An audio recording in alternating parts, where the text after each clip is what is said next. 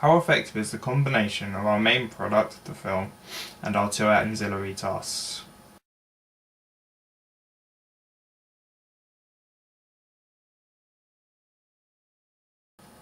The poster features two main characters doing appropriate actions to represent the opposite of their typical gender stereotype. This leads to the audience becoming curious and inquiring about the film and what it's about, due to these strongly opposite genders of what they normally see in the common film. The tagline of the film is "She's the Man." This, alongside the review comments, leads the audience to knowing more about the film's plot and comical aspects. The views also, in particular, make the film sound as if it would be of a high quality due to the star ratings, and makes also the audience more inquiring about the film. Together, this all leads to the brand for the film of it being about gender. Almost every section of our film is about gender. This leads to our film having a brand built for it effectively, which is good for promotion for the film.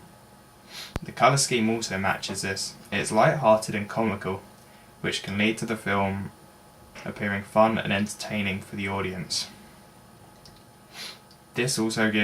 Our colour scheme also gives the overall theme of it being about gender, due to it mostly being blue and pink.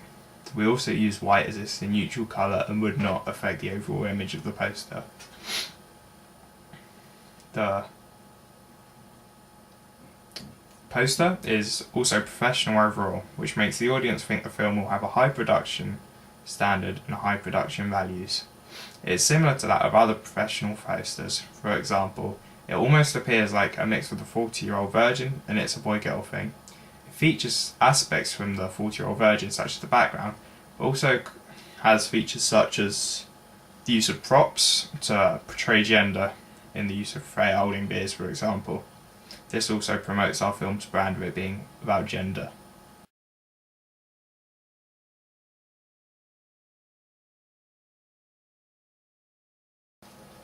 For the review, we decided to keep in keeping with the overall brand we had built for our film, as seen in the poster, using the typical anti-stereotypes for gender and the strong colours and titling. To do this, we included a section of the poster as our actual image, as seen at the top. It shows the two main characters acting as we portrayed them in the film, acting the reverse of their stereotype, in exactly the same shot as that was in the poster. This helps build a brand for our film and promotes it because it becomes more memorable. Inside the review, we spoke about the positives and negatives of the film and compared it to similar films, and giving a brief plot overview of the film.